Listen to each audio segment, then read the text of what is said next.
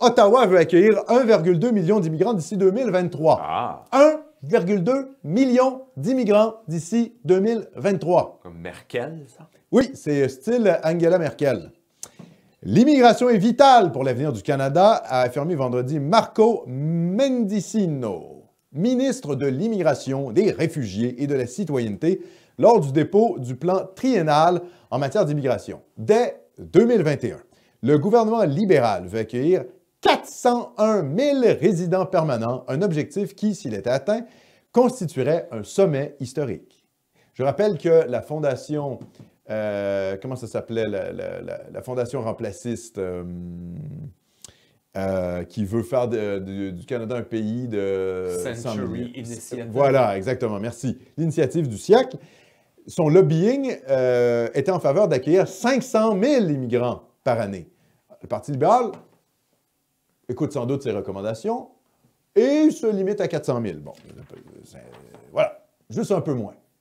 Mais on voit, hein, c'est-à-dire les lobbies patronaux, immigrationnistes, cosmopolites, sont à l'œuvre, là.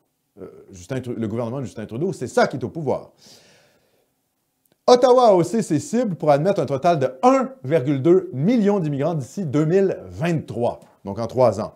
Les cibles fédérales pour l'accueil des résidents permanents, 401 000 en 2021, 411 000 en 2022 et 421 000 en 2023. Donc, on voit que ça augmente. Hein? À peu près de 10 000 par année. Donc, à terme, je vous dis, le Canada va accueillir un demi-million d'immigrants par année. À titre de comparaison, l'objectif du Canada pour l'année en cours était d'accueillir environ 341 000 nouveaux résidents permanents, ce qui est déjà gigantesque okay, pour un pays de 35 millions d'habitants, en conformité avec les niveaux d'immigration des dernières années. Alors, le Canada est en noyade migratoire. Là, je dis ça aux fédéralistes parmi vous qui pourraient dire « Oui, mais les séparatistes, le Parti québécois, le Bloc, c'est des gauchistes, blablabla. » Les gars, le Canada est le pays du grand remplacement. Ce sont des types qui sont en suicide démographique. Toronto est déjà une ville majoritairement non blanche. L'image qu'on se fait du Canadien anglais, là, du Canada anglais, l'espèce de WASP britannique, protestant, c'est fini, là. C'est terminé.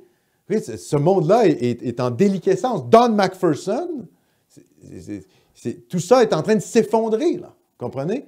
Don Cherry aussi, ce fameux présentateur télé là, qui représentait le patriote canadien-anglais, plutôt monarchiste. C'est fini, là. D'ailleurs, il a été expulsé des ondes pour avoir dit un commentaire vaguement genre « Oui, les immigrants ne sont pas tant attachés à célébrer le jour du souvenir. » Ben oui, en effet, ils ne partagent pas la même histoire, donc ils s'en foutent de ton petit poppy, de ton histoire anglo-canadienne. Donc, le Canada anglais, c'est le pays du grand remplacement, c'est ce qui est en train de se produire, et le Canada entraîne le Québec dans la spirale descendante migratoire. On est en train d'être noyé. Bien comprendre ça. Et pourquoi les libéraux font ça? Pour plein de raisons, pour des raisons économiques. Ça fait l'affaire du patronat. Hein.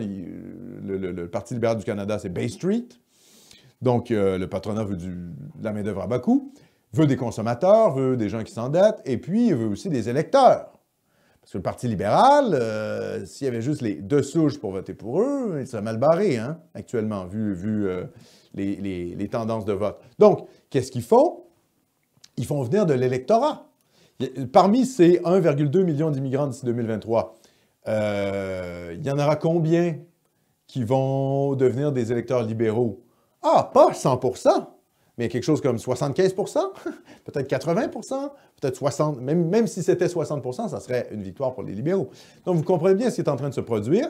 Le Parti libéral du Canada fait venir son électorat. Et tout ça va entraîner, finalement, un changement radical dans la perception que la société a d'elle-même. Hein? Parce que, finalement, s'il y a des gens d'autres nations qui, finalement, composent la majorité de la population, eh bien, ils amènent avec eux leur bagage culturel, leur bagage civilisationnel. C'est tout à fait logique et normal. Surtout que le Canada n'est pas une puissance culturelle. S'assimiler au Canada anglais, je ne sais même pas comment faire. Qu'est-ce que c'est que s'assimiler au Canada anglais? Manger du Tim Hortons, je veux dire, écouter du country américain. Tu sais, les Canadiens anglais, c'est un peu le no man's land culturel, hein? C'est-à-dire que ce sont des gens qui ont un système parlementaire britannique et écoutent de la musique américaine et consomment de la culture américaine. C'est des sous-Américains qui n'ont pas de fusil et finalement de l'assurance santé. Au fond, c'est ça. Et ils aiment la reine, parce que c'est ce qui les distingue des Américains et qui maudissent le Québec parce que les Québécois sont évidemment des racistes, suprémacistes nationaux. Voilà. Le Canada anglais est en désastre. C'est un désastre. C'est d'ailleurs comment je dirais, le cheval de Troie du mondialisme global. Hein. C'est-à-dire toutes les avancées sociétales sont testées au Canada avant que le reste de l'Occident les applique. Mariage homosexuel, multiculturalisme, légalisation de la marijuana. Le Canada est le pays avant-garde du mondialisme triomphant. Premier pays post-national aussi. Hein, on veut faire... Le Canada va servir de modèle pour le reste, ultimement, de l'Occident et du reste de la planète. Donc, je dis ça aux Européens qui nous écoutent, quand vous voyez une dérive sociétale arriver au Canada, que ce soit le multiculturalisme, mariage homosexuel, la marijuana légalisée, le transgenrisme, hein, les enfants transgenres, ce genre de choses-là, surveillez bien ce qui se passe ici, parce que dans 10-15 ans, ça va se passer chez vous. Je vous dis que ça comme ça.